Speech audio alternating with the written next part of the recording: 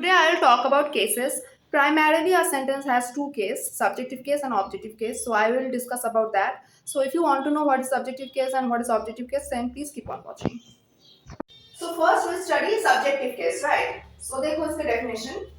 When a noun or pronoun is the agent or subject of a verb, it is said to be in the subjective case, right? तो मतलब क्या हुआ इसका, जब noun और pronoun sentence में जो नाउन और प्रोनाउन है, अगर वो कुछ काम कर रहा है, वो एजेंट है किसी काम का, वो ही सब्जेक्ट है, तो हम बोलते हैं वो सेंटेंस जो है वो सब्जेक्टिव केस में है। अब देखो example, Priya hit the dog. यहाँ पे who hit the dog? Priya, right? The answer is Priya. Who hit the dog? The answer is प्रिया।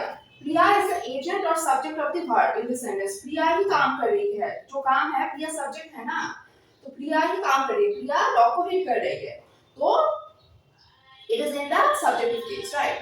फिर से देखो, व्हेन अ नाउन और प्रोनाउन इज द एजेंट और subject of a verb, it is said to be the subjective case.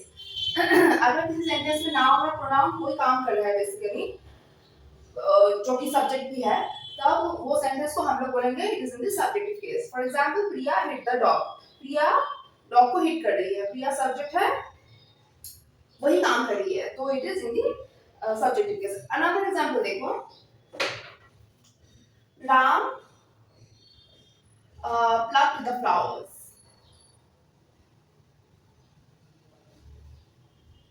Ram plucked the flowers मतलब राम फूल उठा रहा है plant से।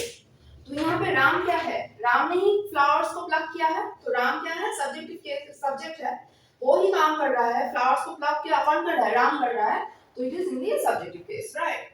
देन देखो ऑब्जेक्टिव केस क्या होता है। Now look at the objective case. Definition क्या है देखो पहले। When a noun or pronoun is the object to a verb or preposition, then it is in the objective case. जब कोई noun और pronoun किसी verb का या फिर preposition का, mostly verb का ही होता है, object होता है, तब उसको objective case बोलते हैं। अब देखो example देखो, वही example मैंने दोबारा लिखा है, Priya hit the dog and Ram plucked the flowers। अब देखो, Priya hit the dog. What did Priya hit? Answer is the dog, right? So here dog is the object and dog is in the objective case, okay?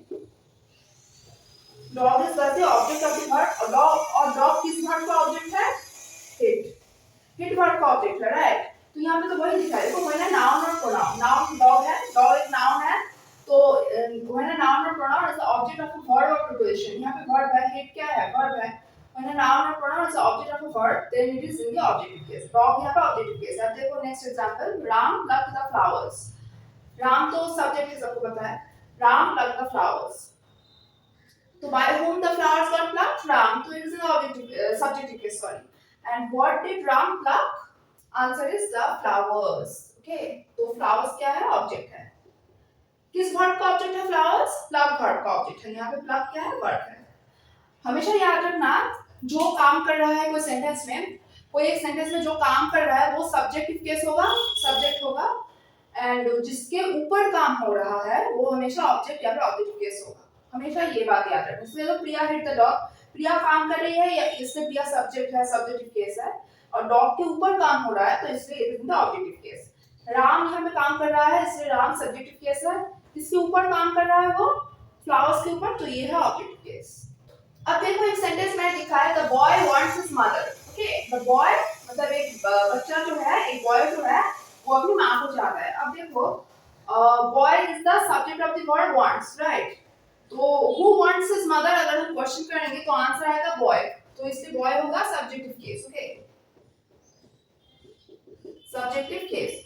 और the boy wants हुम, answer होगा mother, तो ये mother क्या होगा? हो जाएगा objective case. Okay, तो बॉय यहाँ पे काम कर रहा है, राइट? बॉय यहाँ पे काम कर रहा है, the boy wants his mother, तो बॉय होगा सब्जेक्टिव केस, एंड किसके ऊपर काम हो रहा है? बॉय क्या चाह रहा है? मदर को, तो मदर हो जाएगा objective case. So if you like this video, then please give a big thumbs up to this video and share it to the friends and family, and please subscribe to my channel because your subscription will mean the world to me. Thank you.